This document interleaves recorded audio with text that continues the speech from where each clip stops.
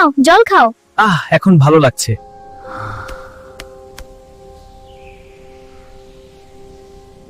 রোদে পুড়ে গাছটা প্রায় শুকিয়ে যাচ্ছিল, খুব জল পিপাসা লাগছিল তার।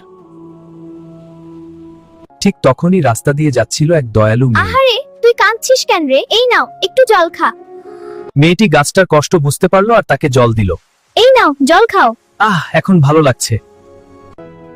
জল পেয়ে আম গাছ আবার তাজা হয়ে উঠল। এই নাও জল খাও। এখন ভালো লাগছে।